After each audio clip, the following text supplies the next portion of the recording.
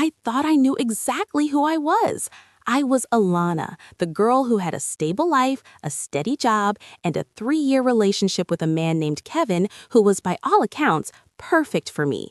We were that couple, the ones people looked at and thought, they've got it figured out. We had the rhythm down, we had the shared jokes, the weekend routines, the comfortable silence. But in early 2020, as the world started to shrink into the 4 walls of our home, my internal world started to expand in a way that terrified me. I realized I was carrying a secret. Not from Kevin, but from myself.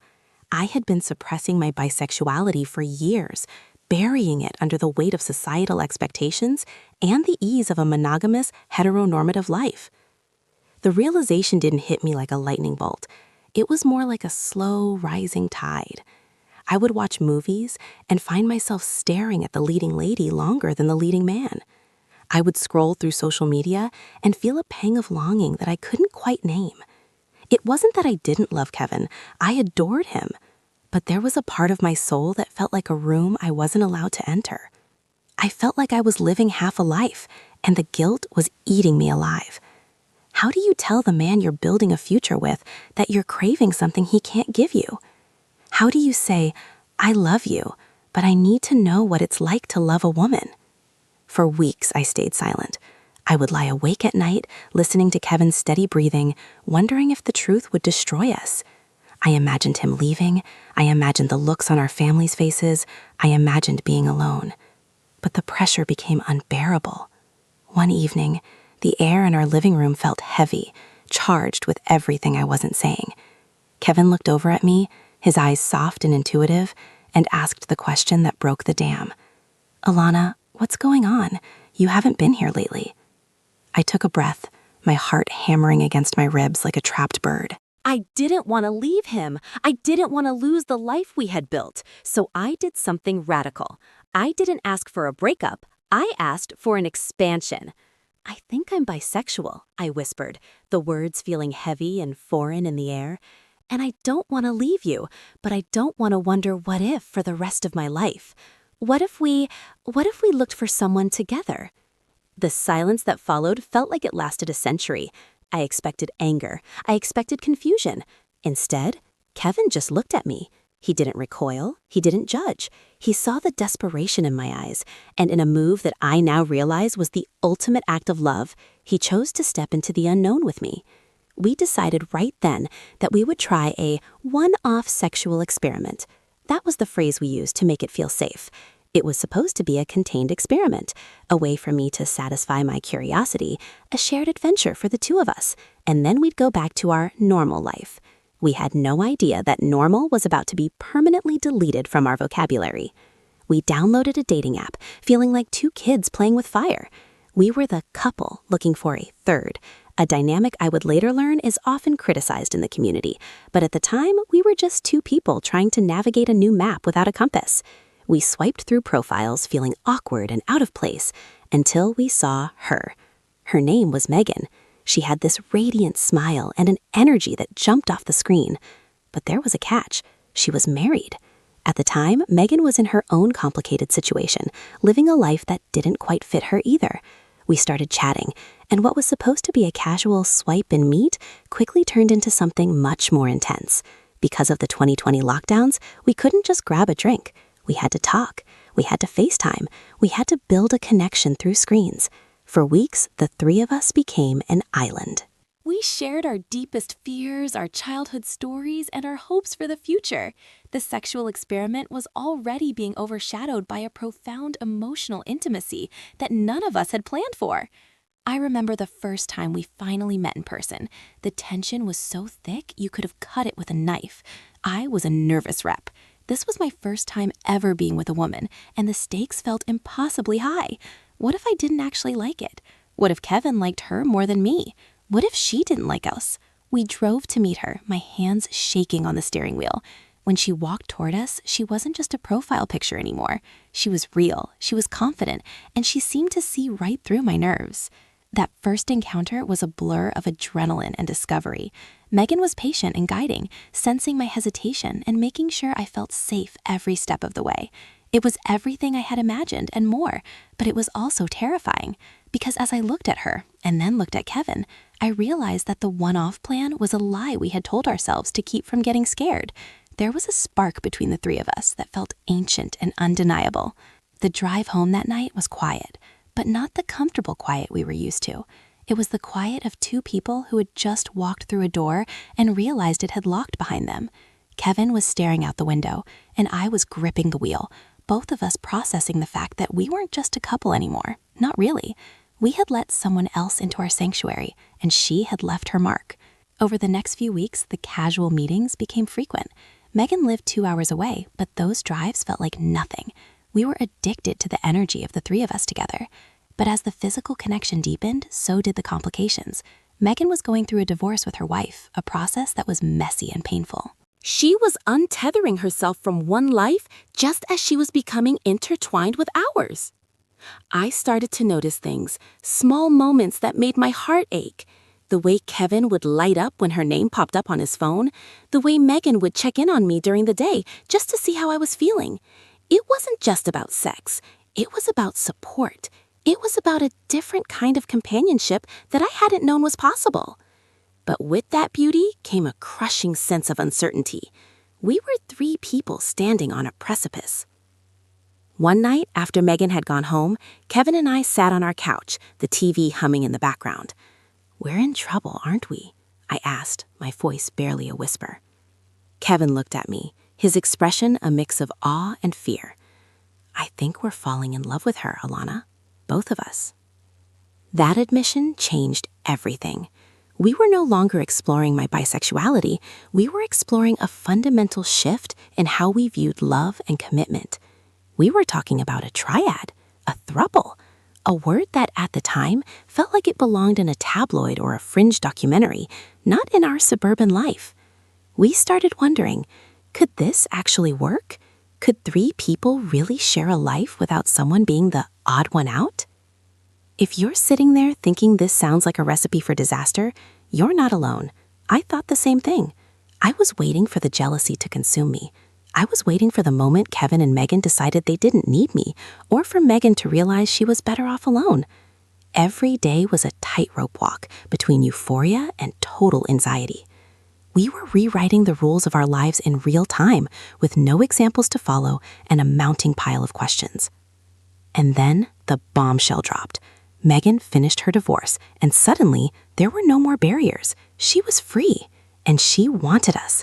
But she didn't just want a weekend getaway or a secret romance. She wanted a seat at the table. She wanted a home. I remember the moment we decided to take the leap. We were all on a video call, the three of us staring at each other through the blue light of our phones. The world was still in chaos, but in that moment, our little trio felt like the only thing that made sense. We decided to commit. No more experiment, no more casual. We were going to be a throuple. But as the excitement settled, the reality of what we were about to do began to sink in. We were about to move into a tiny 600-square-foot apartment. 1 bedroom, 1 bathroom, 3 people. We were about to tell our families who expected a traditional wedding and 2.5 kids, that their son and daughter were now part of a 3-person relationship. I looked at Kevin, then at the screen where Megan was smiling, and I felt a chill run down my spine. I had asked for this. I had opened this door. But as I saw the look of pure, unadulterated hope on Megan's face, I couldn't help but wonder, were we brave or were we just incredibly naive? We were about to become a famous TikTok throuple, but before the fame and the followers, there was just the three of us, a queen mattress, and a looming sense that our lives were about to get very, very complicated. Stay tuned to see how we managed to fit 3 lives into one tiny apartment, and the moment I realized that sharing my husband was the easiest part, it was the world's reaction that would nearly break us. The transition from being a couple to a triad wasn't a graceful glide, it was a frantic scramble into a new reality. Megan officially moved in, and suddenly, my 600-square-foot sanctuary felt like a crowded elevator that never stopped moving. We were 3 adults, 3 sets of baggage, and 3 distinct personalities crammed into a space designed for a bachelor. The floor plan was a joke. One tiny bathroom, a kitchen where two people couldn't pass each other without touching, and a single bedroom that became the center of our universe. We didn't have a giant custom bed yet. We had a queen mattress pushed against a twin air mattress, held together by a prayer and some very tight-fitted sheets. Every night was a logistical puzzle. We decided early on that the middle was the most coveted and yet most exhausting spot. If you were in the middle, you were surrounded by warmth and affection, but you were also the one who got kicked in the ribs or had your hair pulled by accident in the middle of the night. We started a literal rotation schedule. Monday was my night in the middle, Tuesday was Kevin's, Wednesday was Megan's. It felt clinical at first, like a chore chart for a college dorm, but we realized quickly that without that rigid structure, the third wheel syndrome would set in like rot. In those early days, I was hyper-aware of every interaction. If Kevin laughed a little too long at something Megan said, I'd feel a sharp, cold prick of jealousy in my chest. If I saw them whispering in the kitchen, I'd wonder if they were talking about me. I had invited this into my life, but my brain was still wired for monogamy. I was constantly performing internal audits of our affection. Did he kiss me for 3 seconds and her for 5? Did she hold his hand while we watched a movie, but only leaned on my shoulder? I was exhausting myself trying to ensure everything was perfectly equal, not realizing that love isn't a pie you cut into 3 identical slices. It's a garden you have to water in different ways. Megan, to her credit, was incredibly sensitive to the power dynamic. She knew she was entering a 3-year-old fortress, and she was careful not to knock down the walls. She would go out of her way to spend one-on-one time with me, taking me for coffee or walks, just so we could build our own foundation away from Kevin. Those moments were vital. I began to realize that I wasn't just sharing my husband, I was gaining a partner of my own. I was learning the curve of her smile, the way she took her coffee, and the specific way she sighed when she was stressed. The physical chemistry we'd found initially deepened into a profound emotional dependency. I found myself looking to her for comfort just as much as I looked to Kevin. But the logistics were a constant reminder of how abnormal we were to the rest of the world. Every morning was a battle for the bathroom. We had to coordinate our shower schedules like a military operation. I have a 9 a.m. Zoom call, so I need the shower at 8:15. Okay, but I need to brush my teeth while you're in there. We were constantly in each other's pockets, literally and figuratively. There was no such thing as privacy. If Kevin and I had a disagreement about the dishes, Megan was right there, feeling the tension. If Megan was having a bad day, we both felt the weight of it. We had to learn a new language of communication, one that involved 3 people instead of 2. We couldn't go to bed angry because there were 3 people in that bed, and the cold shoulder affects everyone. We spent those first few months in a bubble. Because of the lockdowns, we didn't have to explain ourselves to anyone yet. We were just 3 people in a tiny apartment, building a world that only we understood. We'd spend hours talking about our why. Why were we doing this? Was it just for the thrill? No, it felt deeper. It felt like we had found a loophole in the traditional life script. We were 3 incomes, 6 hands to help with chores, and a support system that felt invincible. When one of us was down, the other 2 could lift them up. It was a beautiful, chaotic, crowded harmony. However, the honeymoon phase of our throuple started to face its first real tests. The physical toll of the sleeping arrangements was one thing, but the emotional toll of unlearning was another. I remember a night when the air mattress finally gave out and deflated in the middle of the night. We all woke up on the hard floor, tangled in sheets, laughing until we cried. In that moment, I felt a surge of pure happiness. I looked at Kevin and then at Megan, and I thought, I would choose this floor every night if it means I get both of you. But as the world began to open back up, the bubbles started to thin. We couldn't stay in that 600-square-foot apartment forever, and we couldn't keep our secret forever. We were starting to go out in public more, trips to the grocery store, walks in the park. We'd walk down the street, and instinctively we'd want to hold hands. But how do 3 people hold hands? Usually it was Megan in the middle or me and Kevin on the outside. We'd catch people staring. We'd see the tilted heads, the confused whispers, the "are they" looks. It was during one of these walks that the idea for Camp Throuple was born. We were tired of the what-if games and the hiding. We were proud of what we were building. We were happy. Why should we have to hide because the floor plan of our lives didn't match the one on the brochure? We decided to start a TikTok account, mostly as a joke at first, just to document the funny struggles of living as 3 people in a tiny space. We figured a few people might find it interesting, or we'd find a few other polyamorous folks to talk to. I remember filming our first video. It was just a simple "a day in the life" clip, showing our crowded bed and our bathroom schedule. I hit post with a shaking thumb, half expecting to be ignored and half expecting to be bullied. I put my phone down and went to make dinner with Kevin and Megan. When I checked my phone an hour later, I dropped my spoon. The video had 10,000 views. By the time we went to bed on our still deflated mattress, it was at 50,000. People were fascinated. They were asking questions. How does it work? Who sleeps where? Aren't you jealous? Is it a cult? The engagement was unlike anything I had ever seen. We had provided value in the form of curiosity and a peek into a life that most people deemed impossible or immoral. But as the views climbed, so did my anxiety. I realized that the more people saw us, the more likely it was that our families would find out. We hadn't told them yet. We were waiting for the right time. But the internet moves faster than a right time. I saw a comment that said, "If I were your mom, I'd be so ashamed." It hit me like a physical blow. I looked at Kevin, who was reading the comments with a grim expression. We knew we were at a crossroads. We could delete the account and go back to our quiet, crowded life, or we could lean in and become the face of something we were still trying to understand ourselves. If you're enjoying this journey into the chaos of our triad, please consider subscribing for more. It really helps us share the reality of polyamory and break down those middle seat myths. We chose to lean in. We started posting more educational videos about jealousy, vlog-style updates on our relationship, and the raw, unedited struggles of 3 people trying to build a future. We were becoming famous, but the fame was a double-edged sword. For every supportive message from someone feeling seen in their own non-traditional relationship, there were 10 more calling us sinners or disgusting. The setup was complete. We had the girl, the guy, and the addition. We had the love, the apartment, and the growing platform. But as we sat in our tiny living room, watching the follower count tick up toward 100,000, I felt a knot of dread in my stomach.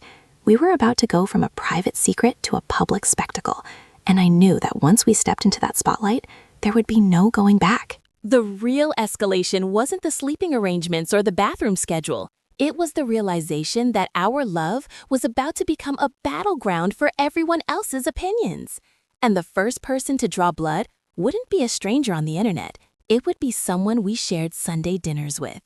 The shift from private curiosity to public consumption happened with a speed that left us breathless. Our TikTok account, Camp Throuple, didn't just grow, it ignited. What started as a few thousand views turned into a tidal wave of attention that breached the walls of our tiny apartment. Suddenly, we weren't just Alana, Kevin, and Megan, we were a content niche. The escalation was subtle at first, the way we started thinking in hooks and payoffs for our own lives. We began to curate our intimacy, subconsciously deciding which moments of our 3-way love were palatable for the masses and which were too raw. But as our digital footprint expanded, the walls of our 600-square-foot reality began to feel thinner. The psychological pressure of being on for the camera started to bleed into our private dynamics. We were navigating the standard growing pains of a new relationship, the petty arguments about who forgot to buy milk or whose turn it was to do the laundry, but now, those arguments were underscored by the weight of 1,000 strangers' opinions. If Kevin and I had a spat, I'd see a comment from a viewer saying, "I can see the tension. I bet Megan is the favorite now." And it would plant a seed of doubt that hadn't been there before. The gaslighting didn't come from within the triad, but from the collective voice of the internet. And slowly, we began to gaslight ourselves. We felt a mounting pressure to be the perfect throuple, to prove the haters wrong. If we weren't constantly happy, constantly balanced, and constantly equal, we felt like we were failing the entire polyamorous community. We were performing a version of our lives that was 90% true, but that missing 10%, the exhaustion, the lingering jealousy, the fear of the future, started to fester. The true escalation, however, was the looming shadow of our families. We were living a double life. On TikTok, we were the bold pioneers of a new way of loving. On the phone with our parents, we were still Alana and Kevin, a nice monogamous couple who just happened to have a very close roommate named Megan. The deception was becoming a physical weight. Every time my mother asked when Kevin and I were going to get engaged, I felt a piece of my soul chip away. I wanted to tell her. I wanted to tell her that I was happier than I'd ever been, that I had 2 people who loved me, and that our roommate was actually the woman I planned to grow old with. The tension reached a breaking point during a holiday dinner. Not the dinner itself, but the preparation for it. We were deciding who would go where.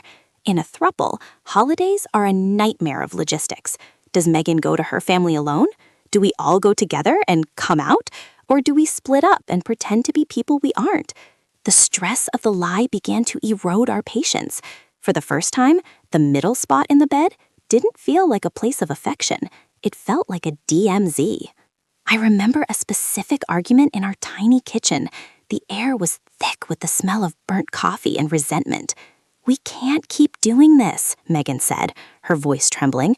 "I'm tired of being the friend in your stories. I'm tired of being edited out of the photos you sent to your moms." "It's not that simple, Meg," Kevin countered, his voice tight. "My parents are old school. This isn't just a lifestyle choice to them. It's a sin.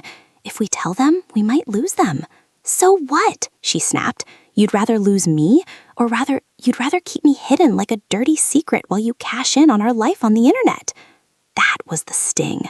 We were public to 300,000 strangers, but private to the people who mattered most. It felt like a betrayal of the very love we were trying to celebrate. The irony was suffocating. We were building a brand on authenticity while living a fundamental lie. Then came the digital discovery.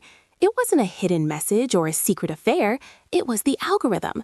The TikTok algorithm is a relentless hunter. It doesn't care about your secrets. It cares about relevant content. One Tuesday afternoon, Kevin's phone rang. It was his mother. Her voice wasn't warm or inquisitive. It was cold. Cold in a way that made the blood in my veins turn to ice. "Kevin," she said, "why am I looking at a video of you and Alana kissing another woman in a bed? And why are there 500,000 people watching it with me?" The For You page had done its job. It had delivered our secret life directly to the person least prepared to see it. The escalation was over. The hiding was finished. We were thrust into a confrontation we hadn't prepared for, and the fallout was instantaneous. Kevin's parents didn't just ask questions, they delivered ultimatums. They called it disgusting, perverse, and a phase that Alana had forced him into. They began to rewrite our history, claiming I had manipulated Kevin, that I was confused and dragging him down with me. The gaslighting from his family was surgical. They would call him when Megan and I weren't around, telling him they missed the old Kevin. They told him that if he just left us, they could forget this ever happened. They tried to wedge themselves into the cracks of our triad, hoping to split the 3 of us back into a normal 2. Inside our apartment, the atmosphere shifted. The 600 square feet felt like a pressure cooker. Every notification on our phones felt like a threat. We were getting thousands of messages a day, some supportive, but many filled with vitriol. We were being doxxed. People found our address. They found where we worked. The fame we had sought as a way to validate our love was now the very thing threatening to destroy our safety. I started questioning everything. Was I the one who ruined this? If I had just stayed quiet about my bisexuality, would Kevin still have his relationship with his parents? If I hadn't suggested the TikTok, would we be safe? I felt like the architect of a beautiful building that was now collapsing on top of the people I loved most. Kevin became withdrawn. The boyish light in his eyes, the one that had been there since we were 20, was flickering out. He was caught between the love of his life, the 2 of us, and the people who gave him life. Megan, feeling the weight of being the reason for the family's pain, started pulling away too. She didn't want to be a wedge. She started talking about moving out for our own good. "If I leave," she whispered one night, the air mattress groaning under our weight, "maybe they'll forgive you. Maybe you guys can go back to being the perfect couple they want." "I don't want to be that couple," I cried, clutching her hand. "I want us." "But us is hurting everyone," she replied. The escalation had reached its peak. We were famous, we were hated, and we were falling apart from the inside out. We were no longer fighting the world, we were fighting the version of ourselves that the world wanted us to be. We were exhausted, paranoid, and standing on the edge of a total collapse. And then, just when I thought I knew exactly how this would end, with a tearful breakup and a "we tried" post on TikTok, I found the one thing that changed the entire narrative. It wasn't a message from a hater or a call from a parent. It was something I found on Kevin's computer while I was looking for a file to edit. If you've ever felt like the truth was a moving target, you'll want to hear what happened next. Trust is a fragile thing, and I was about to find out that while I was busy looking at the front door, someone had already cleared out the back. The discovery didn't happen in a moment of cinematic drama. There were no shouting matches or dramatic reveals under a street lamp. It was 2 a.m. on a Tuesday, the kind of hour where the silence of a shared apartment feels heavy and thick. I was sitting at the tiny desk we'd squeezed into the corner of the living room, trying to find a high-resolution version of our Camp Throuple logo on Kevin's laptop. He was asleep in the other room, sandwiched between the two lives he was trying to balance, and Megan was beside him, her breathing rhythmic and calm. I clicked through folders, looking for the design assets, when I saw a folder titled Archives. It wasn't hidden, but it was buried deep within a string of mundane work files. My finger hovered over the trackpad. Curiosity isn't always a virtue. Sometimes it's a death sentence for peace of mind. I opened it. Inside weren't just photos or old documents. It was a chronological record of emails and messages spanning the last 2 years, the exact period Kevin's parents had supposedly gone no contact. My heart did a slow, sickening roll in my chest. Kevin had told me, and had told Megan, that his mother refused to speak to him. He'd wept on my shoulder about the silence from his father. He'd used that perceived abandonment as a reason for his withdrawal, his depression, and his hesitation to fully commit to our public identity. But as I scrolled, the truth revealed a much more sinister architecture. He hadn't been cut off. He had been in constant weekly communication with them, and the narrative he was feeding them was a total rewrite of our reality. In his emails to his mother, I wasn't his partner of 6 years who he loved and supported. I was the unstable influence. He described me as someone having a mental health crisis who had forced the throuple dynamic upon him. He told his parents he was playing along to keep me from spiraling and that he was working on a plan to get me help and remove the third party, Megan, from the equation. I felt a coldness spread from my fingertips to my core. The gaslighting hadn't been coming from the internet. It hadn't even been coming from his parents' unsolicited opinions. It had been coming from the man sharing my bed. While Megan and I were building a life around him, supporting him through his grief over losing his family, he was using us as the villains in a story he was telling to keep his inheritance and his good son status intact. The twist went deeper. As I dug through the sent folder, I found messages to Megan's ex-wife. Kevin had reached out to her months ago, asking for dirt on Megan's past, claiming he wanted to protect the relationship, but actually looking for leverage. He was playing all of us. He was the hub of a wheel where every spoke was a different lie. To me, he was the loyal partner struggling with his parents. To Megan, he was the brave man risking everything for her. To his parents, he was the victim of a bisexual whim gone wrong. To the TikTok audience, he was the throuple king, the poster boy for evolved masculinity. I sat there in the blue light of the screen, realizing that the Camp Throuple brand, the thing that had brought us fame and a sense of purpose, was built on a foundation of sand. We weren't a triad. We were 2 women being manipulated by a man who was terrified of being alone, but even more terrified of being judged. He didn't want a throuple because he believed in polyamory. He wanted a throuple because it gave him twice the emotional labor and twice the ego stroking, all while he maintained a backdoor exit to his old traditional life. The most painful discovery was an email sent just 3 days prior. He had written to his father, "I think I've almost convinced Alana that the experiment is failing. Once she's ready to let go of Megan, I'll bring her back to the church. Just give me a few more months to handle the TikTok sponsors so we don't lose the payout. I'm doing this for us." The payout. That was the final blow. We had just signed our first major brand deal, a partnership that would finally allow us to move out of our 600 square foot box and into a real home. Kevin wasn't staying for love. He was staying for the commission. He was waiting for the check to clear before he fixed me and discarded Megan. I looked toward the bedroom door. The man in that bed was a stranger. For years, I had blamed myself for his parents' rejection. I had carried the guilt of ruining his family dynamic. I had spent countless nights holding him while he cried about his mother's silence that didn't even exist. Every "I love you" he had whispered to Megan was a calculated move to keep the content flowing. Every "I'm with you" he said to me was a placeholder until he could find a way to return to his parents' graces without looking like the bad guy. The room felt like it was spinning. I realized that if I confronted him then and there, he would just weave a new lie. He was a master of the pivot. He would say he was protecting me, or that he was confused, or that he only said those things to his parents to keep the peace until we were financially stable. He would gaslight me into believing that my own eyes were lying to me. I looked at the Camp Throuple account on my phone. 400,000 followers. Thousands of comments from people saying we were couple goals and the future of love. I felt sick. We were a fraud. Not because polyamory doesn't work, but because we didn't work. The twist wasn't that our relationship was hard. It was that our relationship was a business transaction for the person we trusted most. I didn't wake them up. Instead, I did something I never thought I'd be capable of. I began to record. I used my phone to film the screen, scrolling through every email, every sent message, every betrayal. I captured the timestamps. I captured the payout mentions.